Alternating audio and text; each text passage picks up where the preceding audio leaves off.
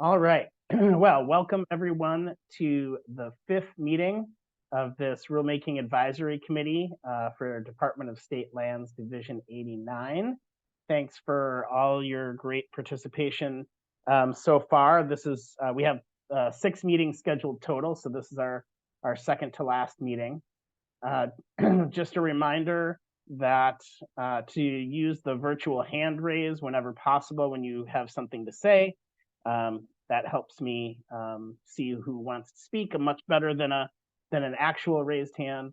And a reminder that for all of our interested parties who are joining us today, we have time on the agenda later in the meeting for you to participate.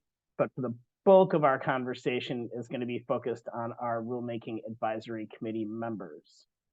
With that, I think I will hand it over to Kirk to start by going through some outstanding items from last meeting and then moving into our final sections of the draft rule text. And then towards the end of the meeting, we'll take a little more time than usual to talk about what's coming up in next steps for our last meeting. So Kirk, take it away.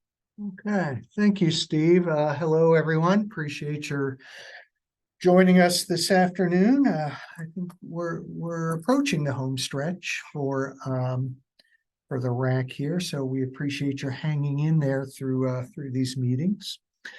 So I want to spend a few minutes today just reviewing some of the key comments you had from the last meeting and how we addressed them. Danielle, can you bring up the meeting 4 comment summary and response log?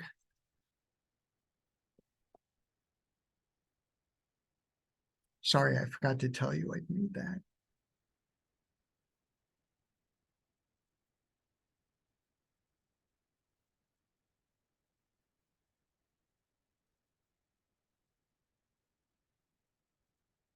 Awesome. Thank you, Danielle.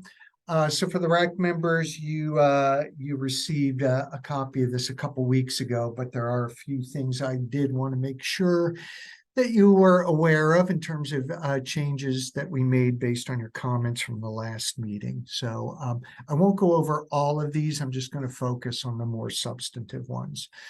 So right there at the top, so last meeting we talked about certain overwater structures, placement and removal within essential salmonid habitat. So it occurred to me after the meeting that we really don't need to limit this general authorization to essential salmonid habitat. There's no reason why we wouldn't want to make it available to anyone in any type of waterway, whether it's ESH or not. That's particularly true now that we've proposed to raise the number of derelict piling that can be removed under this GA. Remember that DSL had originally proposed up to 10 piling be removed. The recommendation of the group or the consensus was to increase that to 50 piling. So in that case, when you're talking about 50 piling, you're talking about well over 50 cubic yards of material. So there's no reason why we wouldn't want to allow folks that are, say, in the Columbia River to take advantage of this GA. The Columbia River is not ESH, but we still want derelict piling removed. So DSL has proposed to simply remove the within the ESH from the title of that GA. Moving on, there was a recommendation from the last meeting that we define what is a public recreation structure, because that's one of the things that we'd allow under this GA. So we've included a definition there. I've highlighted it in yellow because our policy and planning staff slightly tweaked it even more since this document was sent to you. They added the terms viewing and fishing platforms as examples of what these recreational structures might be. So kind of as simple as that. The next one, again, was not one of your comments. It was one of our policy staff. Recommended that we include both derelict and abandoned piling removal, two different concepts. And so we wanted to be very inclusive in terms of what kinds of piling could be removed under this GA. So we've added the term abandoned as well as derelict. Moving on, the next one. So this next one is, I had an epiphany this morning, to be honest with you. I've never been happy with language around modified residential docks and when DSL would regulate a modification and when we wouldn't. And I became concerned that by including the term modification of a residential dock and having a definition for modification somehow implies that we're going to regulate the modification of any dock out there. And that's really not the case. The point with this GA is that if you want to build a residential dock and use this GA, you need to meet the ODFW residential dock guidelines. If down the road you want to modify your dock in some way, but you're still going to meet the guidelines, then you're still compliant with your general authorization and you don't need anything from us, anything further. So I'm thinking now that it's best that we just delete the concept of modification and a definition for modification, because it just makes the rule just a little bit more confusing. It just really wasn't helpful. So I want to pause there for a second, just kind of make sure that folks are okay with that concept.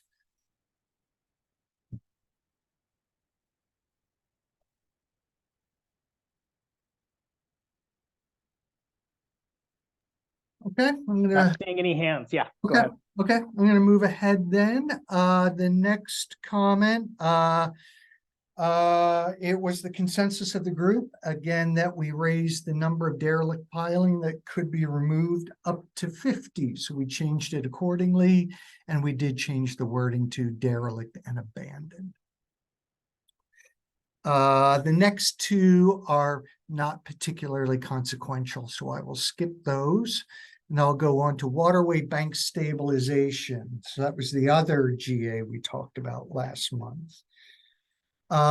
So RAC member raised the issue of what if our native slopes in the area are already steeper than 3-to-1?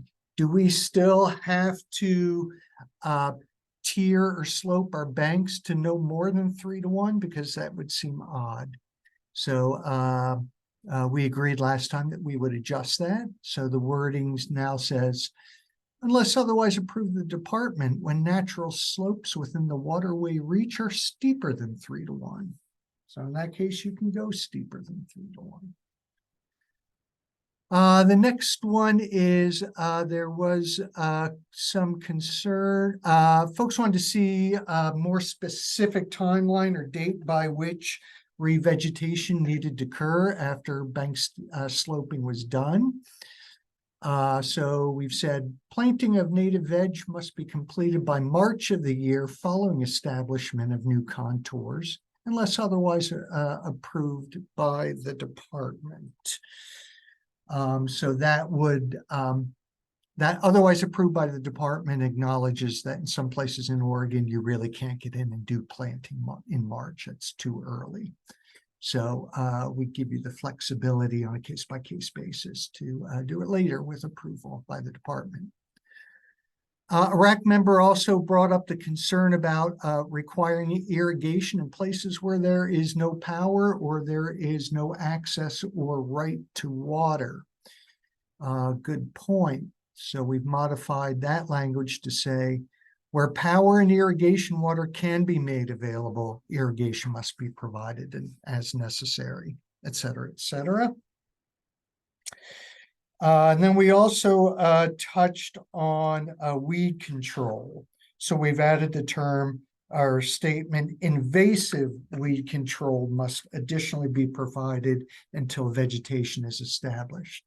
So we intentionally use the word invasive rather than non-native because it was acknowledged that sometimes in erosion controlled seed mixes, we do have non-native species in there.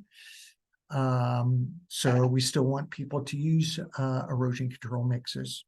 So we're using the term invasive as the focus for weed control. Moving on, get caught up here. Oh, yes. We had lots and lots of comments during the meeting and after the meeting about specifying wood sizes when using large wood to stabilize a bank. There were all sorts of factors that we had included in terms of dimensions. Folks are very concerned generally that those dimensions wouldn't always make sense in every circumstance, that it's really going to depend on flow variability, the geomorphology of the stream itself, conditions of the bank, all manner of things. I just kind of thought back to, well, what are we really trying to accomplish here with the placement of large wood as an erosion control measure? Well, I think what we really want to do is make sure that the point is that the wood is big enough to withstand the erosive forces that cause the erosion. That's really the point. And the size of that wood's going to be different in different stream systems. So let's just make this a more outcome-based. So we revised the wording to say, at a minimum, root wad diameter, trunk diameter, tree length must be of a sufficient size to withstand the rate of flow that caused the bank erosion. Less prescriptive, a little more qualitative or goal-oriented. Likewise, we had a lot of comments about the requirement that that placed wood be intact conifer. Many good arguments were made about why that would not always make sense. So we've tweaked the wording to say, large wood must be of a species native to the riparian zone within the project area or a reference area, unless otherwise approved by the department. So if the wood's natural to that area, then use the wood that's natural to that area. Or if you've got a reference site that you're using, that's fine too. I'm going to skip down to, I'm going to skip way down. The next ones really aren't too consequential. In fact, I think I'm going to go all the way to the last one. So this is a conversation I had with a RAC member after the meeting. So I want you all to be aware of that. The concern that the RAC member expressed was, well, you know, we could do bank terracing, bank sloping, or some other form of this bioengineering, and we might incidentally create upland, a small amount of upland, but it would not be the intent or the purpose of the project. It might just be an incidental outcome. We'd hate to see our project get kicked out or be found in violation of our permit in that case. I thought that was a good point. So I propose rewording the condition to say, the activity cannot create new uplands nor reestablish lost uplands resulting from the bank erosion events, other than incidental creation necessary to achieve the bioengineered bank stabilization. So if you create a bit of upland as a byproduct, but not the purpose of the project, that's still going to be okay. So that's it. Before we move on, anyone have any questions or concerns about those updates from the last meeting?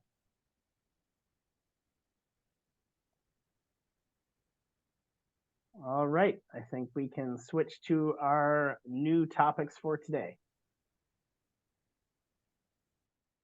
I just want to thank folks again for all those great comments last time. It was really thought-provoking and eye-opening. I appreciate it. Okay, so let's move on to the two GAs that we're going to discuss today. Just as a reminder, we've been tackling two general authorization types during each of our RAC meetings. So today we're going to tackle the next two, in fact, the last two, which are waterway habitat improvement general authorization and the wetland ecosystem improvement general authorization. Here at DSL, we call these our two do-good general authorization types. As a reminder, these two GAs, general authorizations, are structured in exactly the same way as the other four we've already discussed. That is, there are four parts to each of them. There is a purpose statement or series of statements. Then there is a discussion of the eligibility requirements for that particular GA.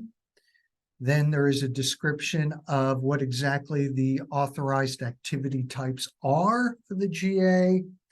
And then finally, what are the activity-specific conditions for this GA above and beyond the general conditions that we discussed way back in meeting 2? The other thing I'll mention before I jump into this is I do want to make sure everyone's aware that DSL reached out to ODFW last fall regarding specifically the waterway habitat improvement GA to talk about our experience with it, to talk about their experience with it, because they are a frequent applicant for it. They're also a frequent reviewer of proposals for habitat GAs.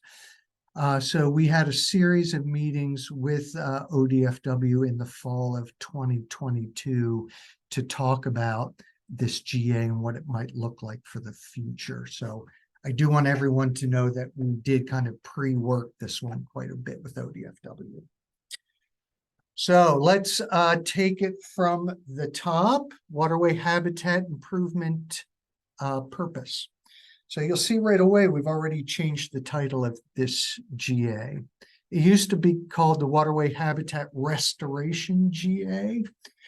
For those of you that regularly do business with DSL, you might know that restoration already has a defined meaning in Division 85. And it really has to do with putting back a wetland where a wetland's been lost, is what it's all about. So using the term restoration here kind of runs afoul of our definition of that term in Division 85. So we've retitled this to better communicate what we're trying to achieve here. It's not so much restoration of habitat, but it's an improvement, an uplift in the functions and values of that habitat.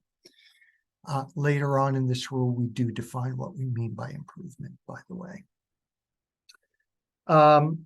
The key thing that I want to point out in this paragraph is that we've struck the word purpose. So the purpose, it's no longer the purpose of this GA being to improve aquatic habitat. It's for the effect of improving habitat. And that's a really important change. It does not sound like one.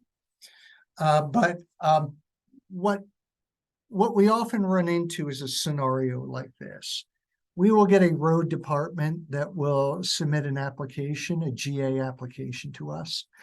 The purpose of their project is, say, to do some work on a roadway that crosses a stream. It might be widen the road in some way, doing something that whereby they've got to touch that culvert. Okay. So we know that the minute they touch that culvert, they need to ensure that by fish passage law requirements, they need to make sure that that culvert becomes fish passable. Well, as it stands now, we cannot process such a project, the work on that culvert to make it fish passable under this GA, because the purpose of the project was not to make the culvert fish passable. The purpose of the project was to add a lane to the road or something to that effect. Well, that's just dumb, because if the effect of the overall project is still to make things better for the stream by improving or creating fish passage, we still want to make it as simple as possible. So we've changed that word purpose to effect, or maybe you can think of it as outcome. So I am going to stop there on that one, just because it is a subtle yet important change. And I don't know, Brad in particular, you guys think that ODOT have run into this on occasion. So any thoughts from anyone? Brad did ask, going back to the title, if perhaps we should use waters instead of waterway. So water in DSL parlance and in statute, waters also means wetlands. So we can't use the term waters. Any other questions or comments about the section that Kirk just walked us through? Brian, go right ahead. Thank you. So I do would like to offer an enhancement to the what's being presented as a definition for improvement. The waterway's naturalness or ecological integrity doesn't have, as far as I'm aware, doesn't have any criteria associated with it, or anything defensible around it. It's sort of vague. And I would recommend focusing on functions and values. A recommended language might be to replace naturalness and ecological integrity with functions and or values. So thank you, Brian. You did jump ahead a little. Oh, I apologize. That's okay. So let's pick up on that in just a minute, but let's see first if there's any other question or comment on the purpose statement. I'll just note that Timothy said that AOC/OACES supports this modification and appreciates the distinction regarding purpose versus effect. Yeah, good. Yeah, it is. Oh, Brad's got his hand up. Go ahead, Brad. Yeah, I think the comment that you mentioned is welcome with the DOT and probably local governments, and being able to use this option more often would be great, especially when there's a clear net benefit to fish passage. Mm-hmm. Good. Great. Good. Thanks, Thank you. All right, I think we're good to go on to the next section. Okay. All right. Then we're going to go on to 0785, which is the eligibility requirements. And that's where Brian's comment came in. So here we are defining improvement to mean an activity that improves a waterway's naturalness or ecological integrity, but that may not return an area to a close approximation of ecological condition prior to disturbance. So before we pick up on Brian's comment, I do want to let you know that there is a definition, another definition in Division 85, specific for the term habitat restoration.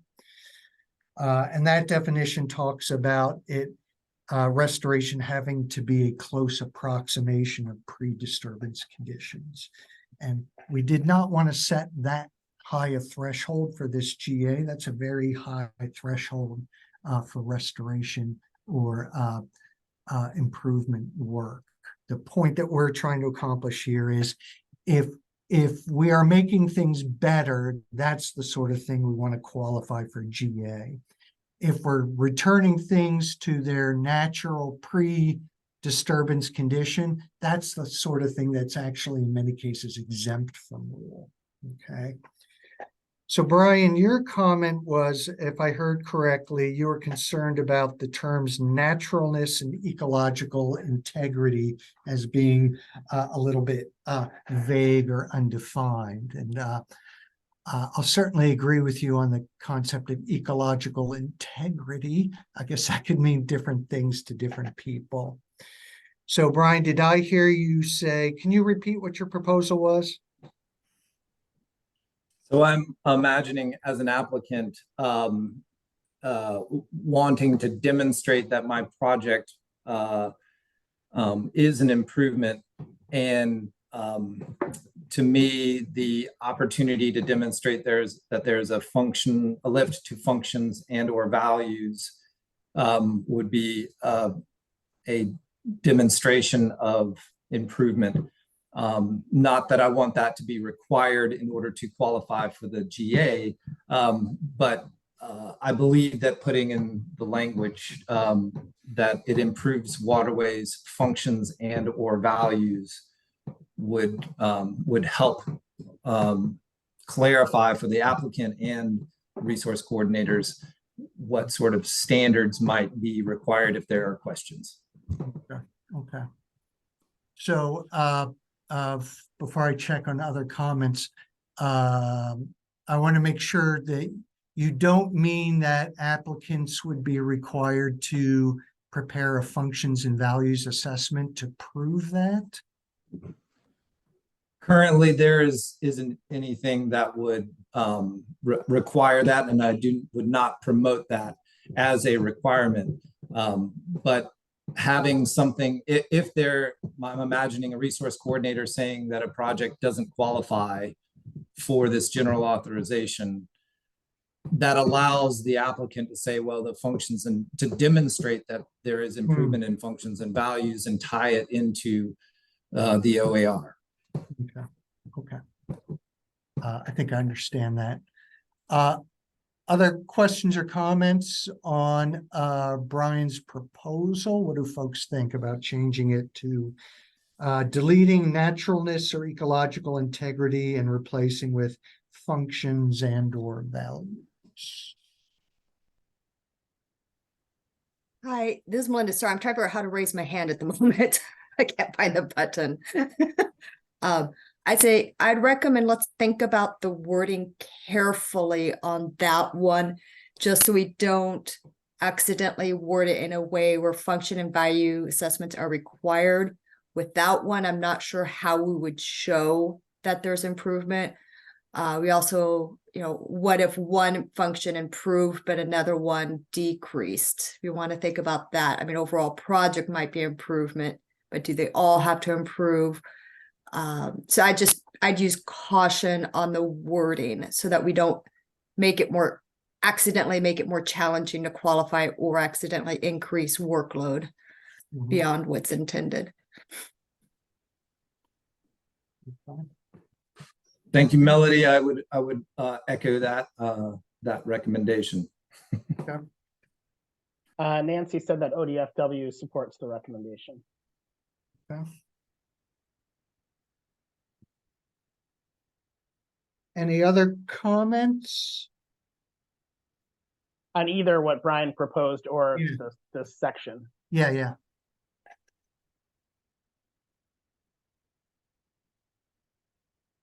Seeing none. Okay. Then I think I'm going to give a little more thought to using those terms functions and values and see if we can incorporate that concept in a way that does not unintentionally trigger new analysis requirements by an applicant or a whole new level of review by DSL that we did not intend. So we'll come back with a proposal. Okay, that means we're now moving on to authorized activities. We've got a whole bunch of them for this GA. The first one is barrier removal. And the first thing I want to point out here is the current GA has barrier removal. The current GA also has another activity called side channel and alcove habitat. We simply merge those two into this one. So you'll see later that side channel and alcove habitat is deleted because we put the whole concept into this barrier removal activity. So we say that barriers may be removed to reconnect or improve waterway corridors. reconnect existing side channels or alcove habitat. So there was that other one that we've merged in. Reestablish or improve wetlands, restore or improve natural channel flow conditions, et cetera, et cetera. So just making it a little bit broader in terms of what we can cover. Let's see, under A, we added the term, the kinds of barriers that can be removed. We've added bridge abutments because we would commonly get proposals for that, but it was awkward because we never mentioned bridge abutments specifically. So we've put that in here. And then there you can see under 1B, that was a condition that was formerly in the side channel and alcove habitat activity. We've simply moved it up and plugged it into this activity. So I'm going to stop after each activity since there's a long list of them. So no huge changes here, just simply merging two of our current activities into one. I see Nancy's Nancy, hand up. yep.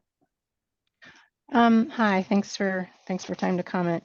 So we got several comments about and comments / questions / concerns about the off-channel alcove habitat because it's kind of it's on folks' radars as extremely important for winter refuge habitat. In some cases, they believe that these actions really require review by ODF&W staff prior to implementation. And some of the wording in this initial portion might be confusing to what's allowed or not allowed. So for example, they say that many sites for restoration projects are designed to push water into side channels, and the removal of the option not to remove substrates to achieve this goal may affect the success of future projects. And I don't necessarily see your language saying that, but that's how they're reading it. Yeah, because this is all about the removal of artificial barriers that have cut off. Right. So, yeah. I think we're fine, but I'm just letting you Okay. know that when they read this, they find it confusing. Oh, okay. All right. Well, if you come across a better wording or have a thought on that, feel free to offer it up either now or email. Okay. But, okay. Anything else, Nancy? No, just again that several of the district felt it's important for these type of actions to require review by ODF&W staff prior to implementation. So they are going to get fish passage review, of course. Yeah. Yeah. Okay. Tommy, go ahead. Thanks, Steve. Kirk, I have a question on 1B there. That text, the redirection or capture of mainstream flow, are you considering that only under high flows or base flow, or when would a reconnection to a historic site channel not be allowed if water goes into that alcove? Yeah, okay. So of course we want water to go into that alcove. What we don't want it to become is the new thalweg, basically, or the main stem of the stream. That's not really the point of these. So I would say under any flow condition, it should not be capturing that main stem flow. Okay, so it can capture some flow. It's just the majority in the thalweg is staying in the main channel. Correct. Okay. Of course, yeah, to be quality habitat, it's going to have to take in some amount of water. We don't want it to become the thalweg of the stream. Gotcha. I wonder if there's a way maybe to make that more explicit, or maybe it is and I'm just not aware of it. So just wanted to raise the topic. Okay, let me give some thought to that, see if I can come up with a term that clarifies that a bit. Sounds great. Anyone else with questions or comments about this activity?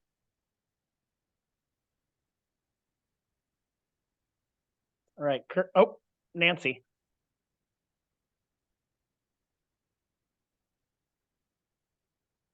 Go ahead, Nancy. You're on mute. I think the recent discussion and clarification would actually address the concern from the staff. Oh, okay, good. Okay, then I'll be sure to get some clarifying language in there. So, okay. All right. Okay, next activity is grade control. It's this has always been an allowed activity under this general authorization. The only change we're proposing there is DSL staff thought it would be helpful to explain that or provide a little more design guidance, if you will, by saying that grade control structures must be placed diagonally across the channel or in an upstream pointing V or U configuration. It's very sort of standard design parameter for grade control structures that are in water. And of course, these would still be subject to fish passage review in any event. So I'll stop there. Any concern on that? Really just meant to be a little more helpful for folks to get a mental picture of what we want to see. Not seeing any hands. Okay. Oh, Third, I spoke too fast. Brian, okay. Go ahead. Yep. I was just looking at, oh, okay. I apologize. My comment was on the next one. I thought it was on D. I apologize. I'm on 3. Okay. Okay. Let's move on to 3 then. I'll go over that and then we'll pick up a comment, Brian. Fish and wildlife passage structures. Again, this has always been an allowed activity under our GA. We've just added a few bits of language here. This activity additionally includes replacing, improving, or relocating water diversion structures for the primary purpose of restoring or improving fish passage. We've added that because in current rule, it's really unclear if we could use this GA for replacing or relocating water diversion structures where we're trying to achieve fish passage. Some of our folks were allowing it, some weren't. So we just wanted to be very clear that you could use it in this way. We've added a statement that this activity qualifies for the GA unless it's exempt. If it's exempt, then you don't even need the GA. Just so you know, fish passage structures that are less than 50 cubic yards in essential salmonid habitat are exempt from permits. Then we've deleted the statement that passage structures must be designed to consider velocity, depth, pool length, jump height, preferences for native species. Reason why we deleted that is that's exactly what ODFW considers when they're doing their fish passage review. And since this activity would require fish passage review, that'll all be considered as part of that process. So now I'll stop and take your comment, Brian.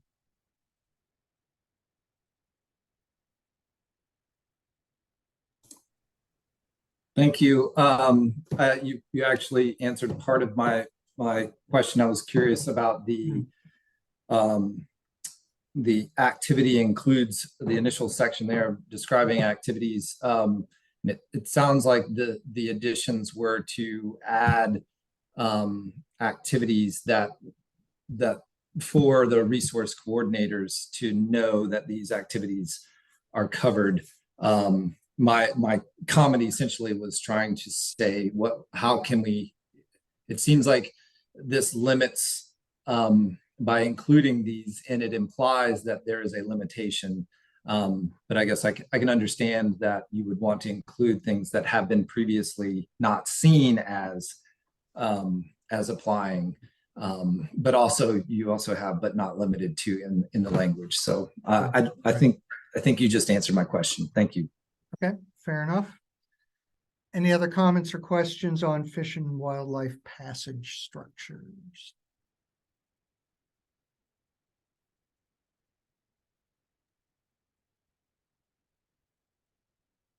Not seeing any, Kirk. Okay. So activity 4 is installation, maintenance, or replacement of fish screening structures. So we added the term maintenance here, just to be more expansive in terms of what we could cover. We added a statement that the activity qualified for the GA if it's not otherwise exempt, because fish passage structures in ESH that are less than 50 cubic yards are already exempt. Let's see, and then we've tweaked the language under B to state that ODFW fish screen approval must be included in the pre-construction notification described in 0640. Recall that the pre-construction notification is basically the simplified application form for general authorization. So if you're going to do installation of a fish screen, you need to make sure you've got fish screen approval from ODFW before you come to us. That's why we deleted screens must meet fish screen approved criteria, because you'll have already gone through that process by the time you get to us. So any comments or questions on activity number 4?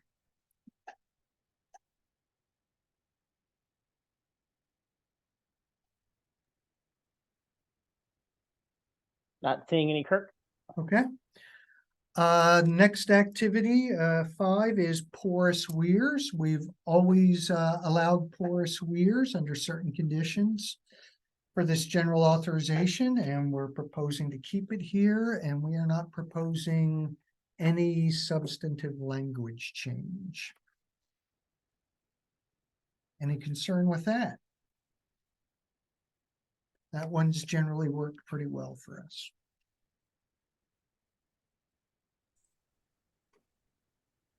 Brian. Thank you again. My concern is raised around the 40% of the channel cross section width. It's my understanding that most porous weirs are actually channel spanning, at least that's what I'm told. And so channel spanning weirs would not qualify. Is that correct?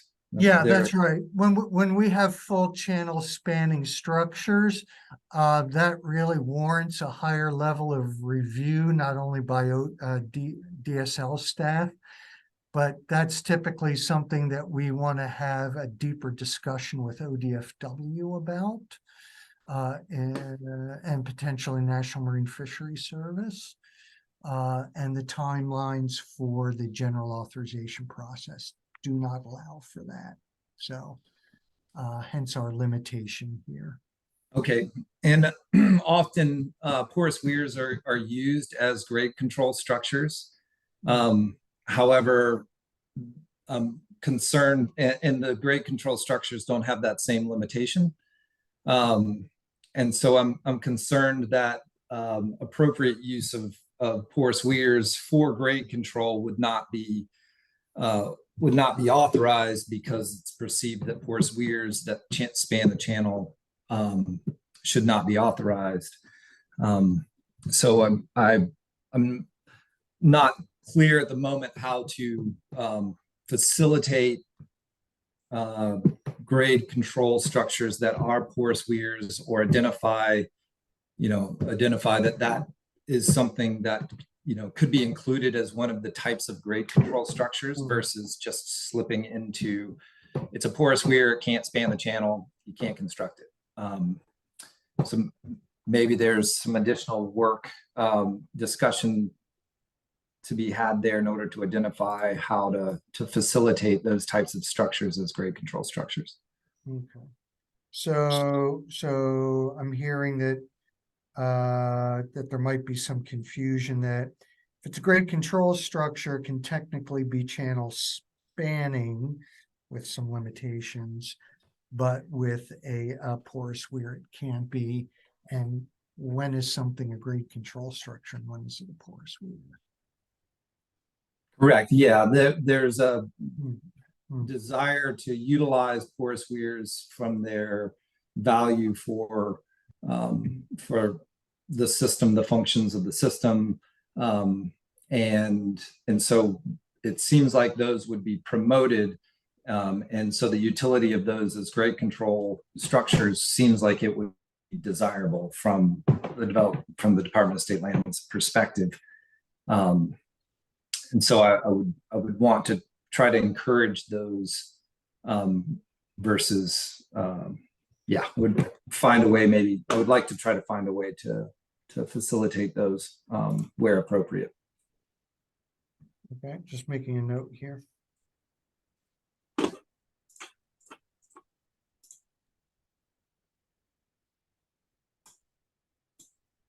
Any other thoughts or comments on what Brian proposed?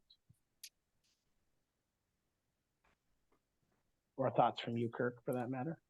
Yeah, I'm gonna have to kind of think through some language before I can offer specific wording to address that.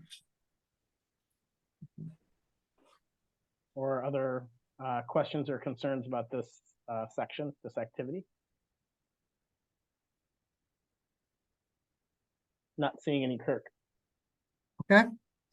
Then I'm going to go on to the new activity 6, which is all about culverts and tide gates and modifying them to achieve fish passage. So a lot of this language is an attempt to be more inclusive in what we can cover with culvert work that's trying to accomplish fish passage. So in the title, we added the concepts of modify and repair in addition to remove or replace culverts to make sure that those activities are covered as well. Let's see. We want to, so we've indicated that the activity may include the incorporation of simulated stream bed material and shadow boulders inside and beyond the culvert as necessary. That's often been a point of confusion for our staff if we could allow those materials. We certainly want to, so we wanted to be more explicit there. And then we've added C, any placement of new rock to stabilize the culvert inlet outlet must include planting of native woody vegetation appropriate to the area and density consistent with natural stream bed densities in the area, unless otherwise approved by the department. So the idea is where we're placing rock, we want to make sure that shading is created so that rock does not become a heat sink or a heat source for that water. We deleted the requirement for fish passage review because fish passage review is going to need to be done before you apply to us. So it's already taken care of. I will stop there. Any questions on our culvert and tide gate activity? Nancy, go ahead. This was another one. The staff said that, fish passage is a concern. Also recommend that installation be conducted by an experienced restoration improvement specialist and/or ODF&W should be on site if possible during construction. Okay. I'm not sure how,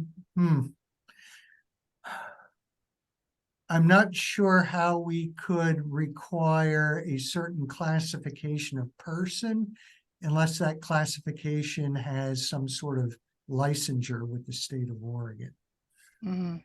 But I think your last point, ODFW on site. If possible. If possible. During construction. ODFW. Let me see how we might word that. we can certainly have the permittee, we could have them contact ODFW for their availability to be on site. Right. Okay, let's Looks like go. we got other hands. Yeah, let's go to Lauren. Yeah, I just want to express some concern with that last one, with staffing challenges and delays with agencies. That just could really push back work that needs to get done at certain times of year. And especially, when we're talking about working in water, there's only specific times they could probably do the work in smaller timeframes. And when you add requiring an agency person to be there, that could slow it down, and it also could make landowners also a little bit iffy too about opening up their sites. So I just Right. want to put that out there. Right. I understand. This was supposed to be an either or of the experienced, restoration improvement and specialist or ODFNW on site, and ideally it would be the first. Thanks, Lauren. Thanks, Nancy. Timothy. Yeah, I just want to say completely understand the comment from ODFW. I feel like this is a request being made for DSL regulations that should be implemented in ODFW's regulations. If that's something that they want, then they can put that in the fish passage approval. We're with the county was always very welcoming to have ODFW on site, having the availability to get them out there. Was often a challenge, but we were always open to that. I definitely understand the comment from the previous person, apologize not remembering your name, about for situations where private property owners are doing voluntary habitat restoration, and maybe not wanting that involvement. But again, totally understand it. They want to make sure that things are meeting their requirements. I just feel like that should be something that should be managed through their own rules and regulations and fish passage permitting process. Thank you. Nancy, is it possible for ODFW to condition a fish passage approval where there is a concern, a specific concern, to have either ODFW staff present or that other quote qualified person? Let me look into that for you. I can't answer that on the spot. Yeah. Okay. All right. Anyone else? Questions or concerns about this activity? Thanks, Nancy and others, for your comments. Appreciate it. All right, Kirk. Okay, next activity is a brand new one for the GAs. I'm kind of excited about this one. Habitat logs, beaver dam analogs, and post-assisted log structures. So I'll just read the first part there. This activity includes construction of low-profile structures within a waterway in a manner designed to mimic hydrological, geomorphological, and ecological functions of natural beaver dams, or otherwise mimic natural wood accumulations. There's then a series of conditions that go along with that. There's a cubic yardage limitation there. I won't read them all, but we don't want cabling or wiring for, I think, obvious reasons. There are two excellent reference manuals for the placement of post-assisted log structures and beaver dam analogs. So we've cited them there rather than regurgitate the design parameters in those two guides. We've directed folks to those two readings. Let's see. We talk about the weaves needing to be loose. So I should explain. So for the familiar, beaver dam analogs often look like wooden posts driven perpendicular across the stream, and then vegetation like willow whips are woven in between. so that they're still very, very leaky. Water passes through them readily, but they can accumulate material and start to function something like a beaver dam with the ecological benefits like that. They do not impound water, and by condition, they cannot impound water.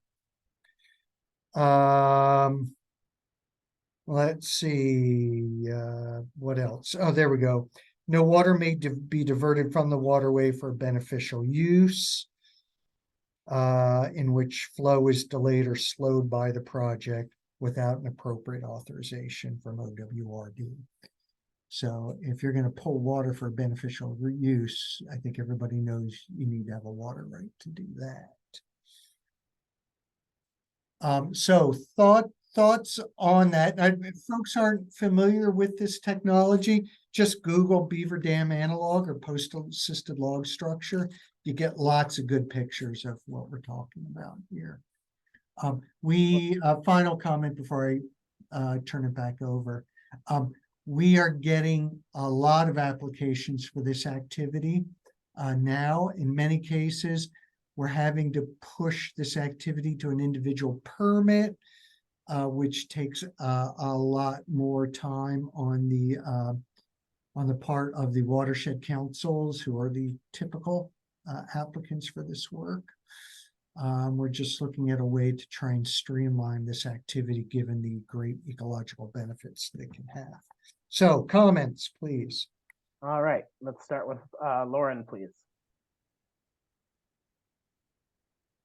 Yeah, so a couple questions. One, is there any restriction on how much, I mean, when you're looking at this, how much slowing of the water, if you're giving out these permits, and their effect downstream? So certain times of year, the CFS of the waterway, and if it's slowing, is there a maximum amount that these can slow that water that you would give these permits for, would be my first question. Yeah, let me tackle that one first, then Lauren, before you go to the next one.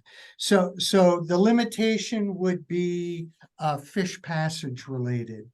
Enough water has to move through, over, around, whatever, these structures to allow fish to pass at all life stages. Okay. And then my other question would be, I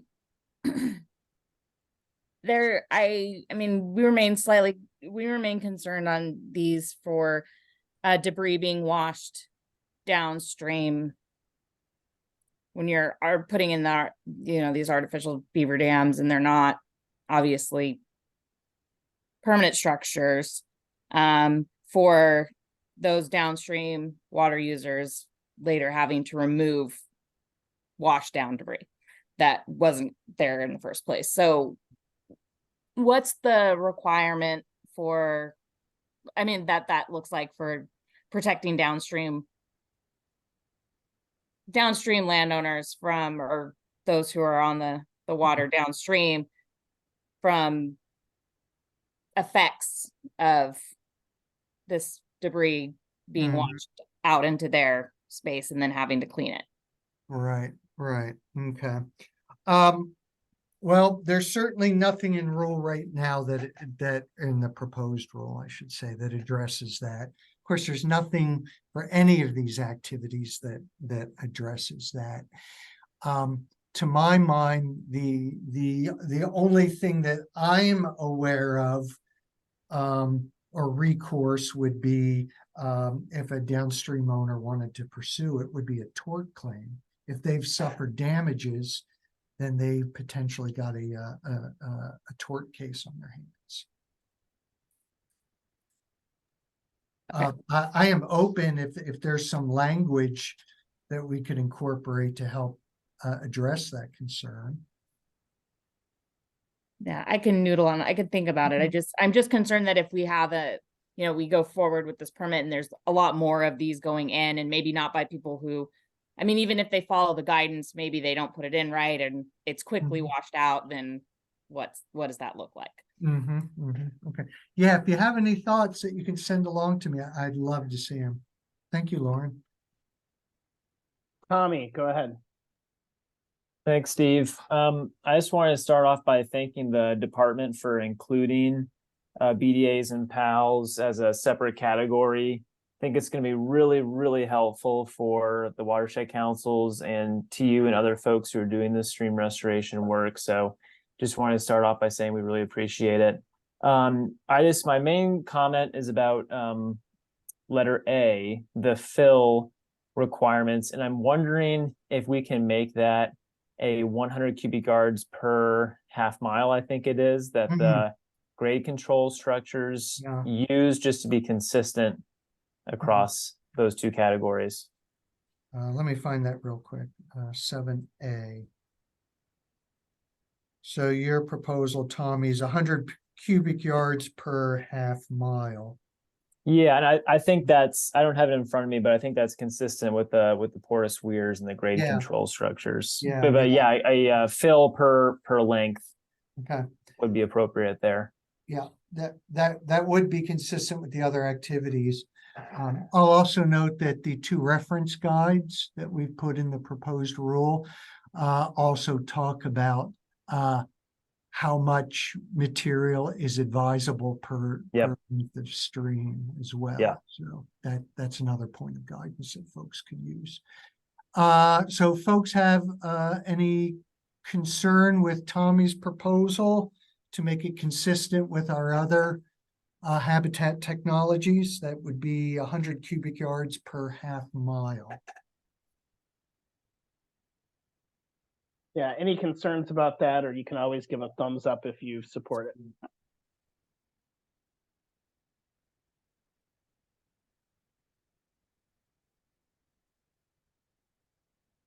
Nancy.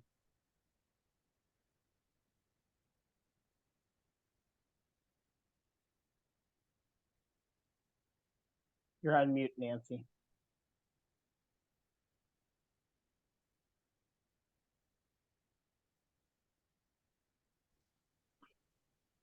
Sorry. I just would like to check with the fish bios or the fish passage people, because they had reviewed these previously and had no problems with the current language. Okay. Okay. Anyone else?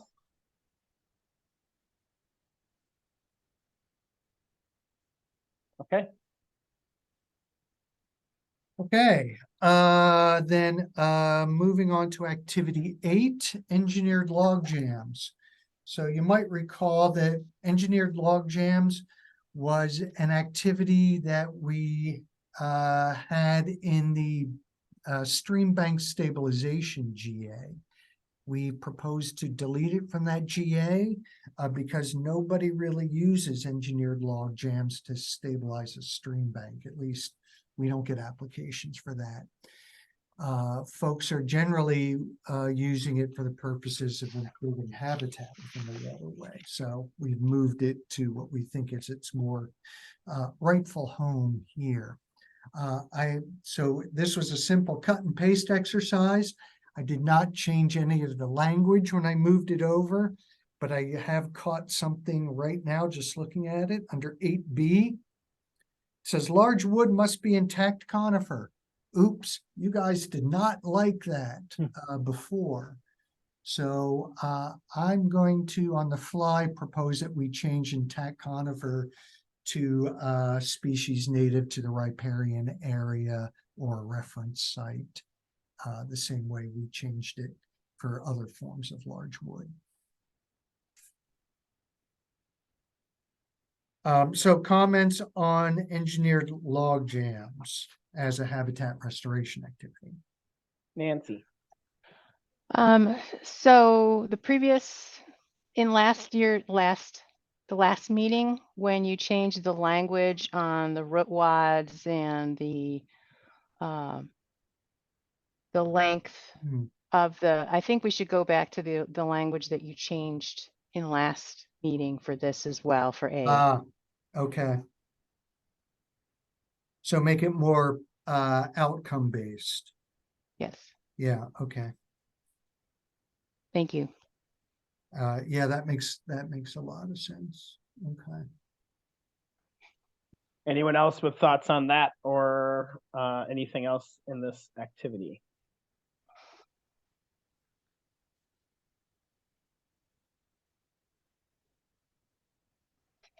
Not seeing any other hands, Kurt. Okey doke.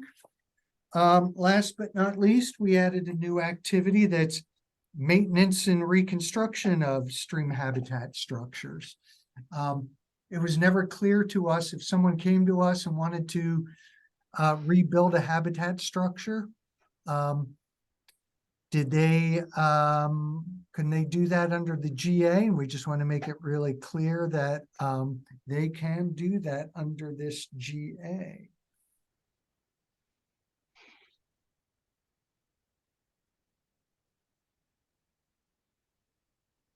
That is it. All right.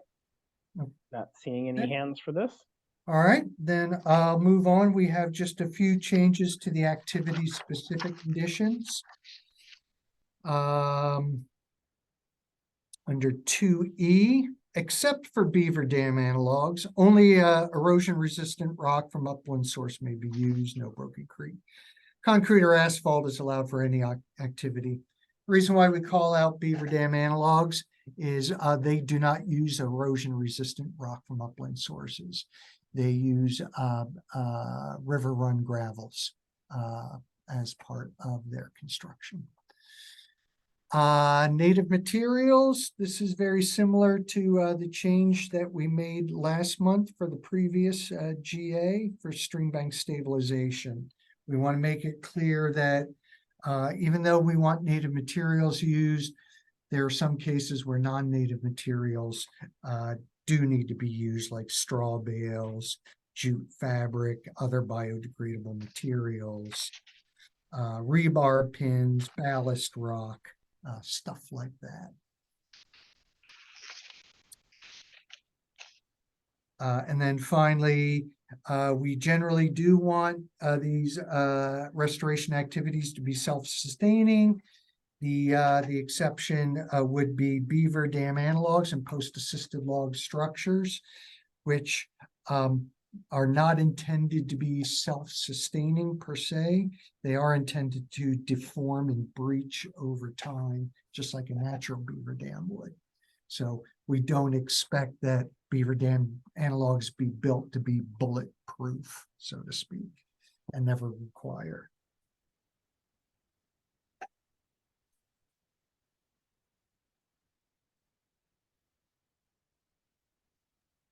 Not seeing any questions or concerns on this one. Okay, in that case, we're going to move on to the wetland ecosystem improvement, GA. Our changes on this one are very, very small. This would be pretty quick. So again, we've changed the term restoration for improvement for the same reason as for the waterway habitat GA.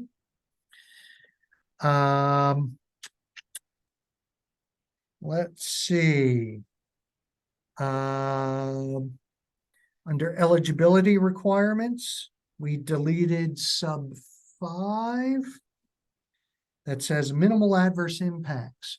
Well, minimal adverse impacts is already a condition of every GA at the beginning of the GA rule, so there's no need to state it here for this one. That would be duplicative, so I've deleted it here. Chris has his hand up. Go ahead, Hey, Chris. Chris. Yep, go ahead. Yeah, hi. I hate to do this, but could we go back just one step? Kirk, there was something about OWEB reporting Oh, yeah. at the bottom of the last Yep. rule. Could you explain a little bit more of that? I'm sorry, I may have missed some context earlier, but Sure. post project number 5, yes. Yep. So reporting to OWEB's always been a requirement for both the waterway GA and the wetland GA. OWEB attempts to keep a database. Well, they do keep a database of authorized habitat improvement activities around the state. So they asked us many years ago if part of our GAs we could make sure that folks send a really simple online report to OWEB, letting them know about the project that you've done. So maybe just a quick clarification, is that, Kirk, limited to restoration type GAs and not just any other type of general authorization? Correct. It's limited to just the restoration or That makes sense. improvement GAs. Yeah. Okay, I was unaware of that. I know about OWRI from the context of having a OWEB grant, being a grantee, but I wasn't aware of this. So thank you for that. Yeah. Whether or not you're a grantee from OWEB still attempts to keep track of all restoration projects in the state. Right. Okay. Thank you. In fact, they have to report out to the legislature on that. Okay, so back to wetland ecosystem. I am looking for any substantive changes here. Let's go all the way down to authorized activities. Number 7. Removal of structures. So we've always allowed removal of diversion structures and water control structures and berms and tide gates as part of a wetland improvement activity. But we limited berms to berms being no higher than 3 feet in height. If they're higher than 3 feet, then you can't remove them under this GA. Talking with our staff, no one was quite sure why we placed that 3-foot limitation for berms when other forms of removed structures could be much higher than 3 feet. So accordingly, we are now proposing that deletion of small. Nancy, go ahead. The comment actually was back on the previous section, and it was just a suggestion by one of the staff. Number 7, when it was consistent with wetland conservation plans. The project's in an area where there's an approved department wetland conservation plan. Activities must be in conformance with that plan. We have incentive programs, the Wildlife Habitat Conservation Management Program and the Riparian Lands Tax Incentive Program. We'd like to make sure that whatever they're working on is consistent, what they're doing is consistent with those efforts as well. So this is on, just so I'm sure here, 0805 eligibility requirements. Yeah. 7, consistent with a wetland conservation plan. Okay, so can you give me that wording again, Nancy? So could you say consistent with wetland conservation plan and any habitat incentive agreements? With ODFW? Sure. Agreements with ODFW.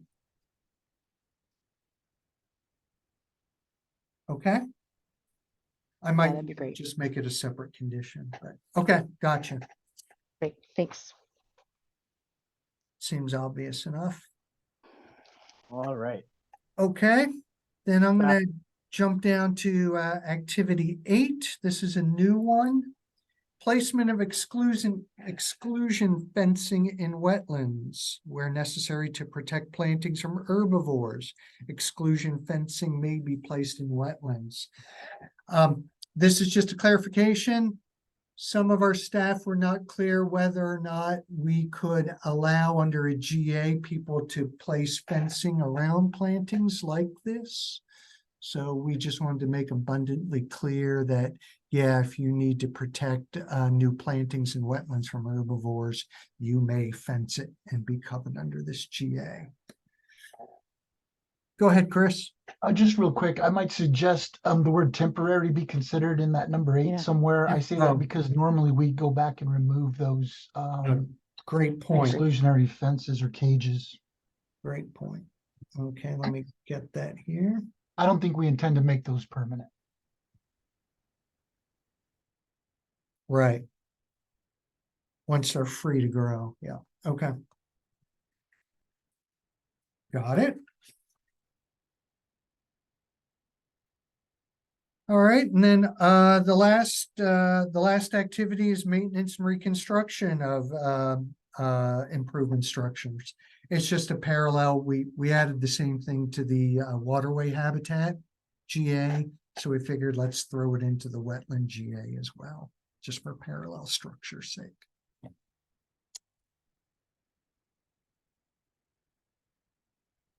Any questions or concerns about that one? Not seeing any, Kirk. Okey-dokey. That is it.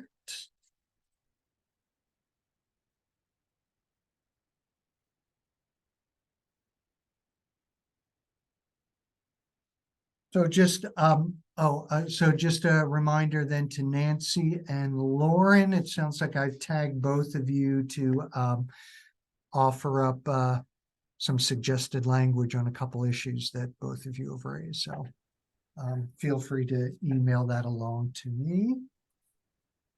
Kirk, I think this would also be a good time to just give a general ask if there's anything from throughout our 5 sessions so far that hasn't been covered, outstanding questions that you have since we've made our way through all the language. Is there anything that we haven't covered that you want to raise right now?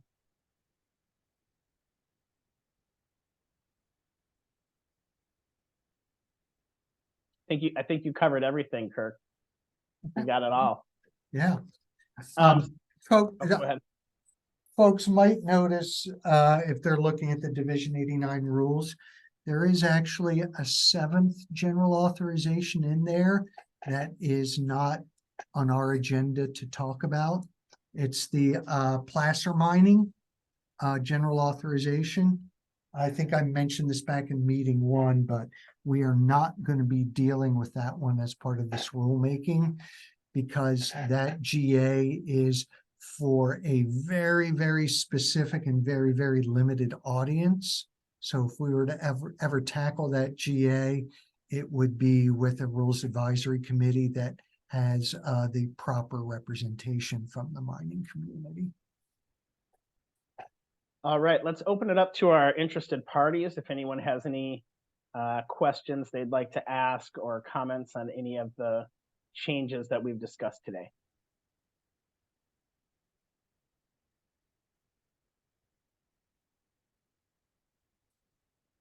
Okay, not seeing any there.